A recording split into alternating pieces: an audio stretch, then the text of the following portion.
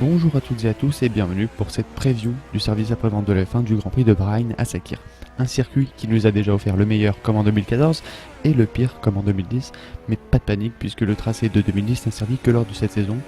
Pas mal de points de dépassement comme ce virage 1 sur lequel on arrive et qui permet également d'envoyer d'autres pilotes en tonneau, ce qui peut être une méthode plutôt intéressante lorsqu'il s'agit de tenter un dépassement, et si vous regardez bien, il doit même rester des bouts de la carrière d'Esteban Gutiérrez. On arrive sur le virage 4 que je trouve assez intéressant, justement lorsqu'il s'agit de dépasser avec ce point de corde pris très tôt, mais finalement une courbe qui continue très longtemps après et qui permet de créer des trajectoires assez différentes.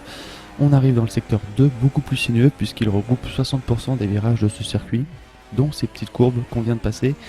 Une partie plutôt discrète mais assez sympathique et qui pourrait le devenir encore plus avec la réglementation de cette année.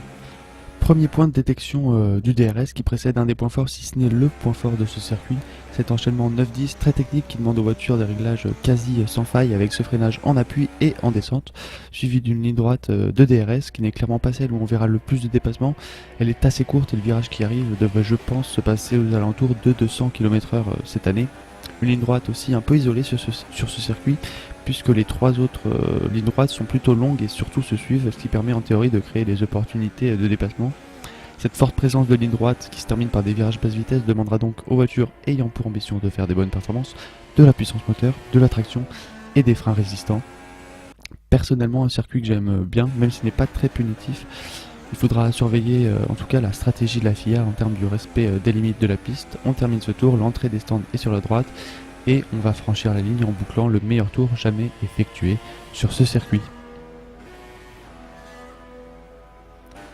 Petit point météo pour finir, les fortes températures ne sont plus un problème depuis que la course se déroule de nuit. Retrouvez-nous tout le week-end sur savf1.fr avec tous les rendez-vous indiqués dans l'article de cette preview. Bon week-end!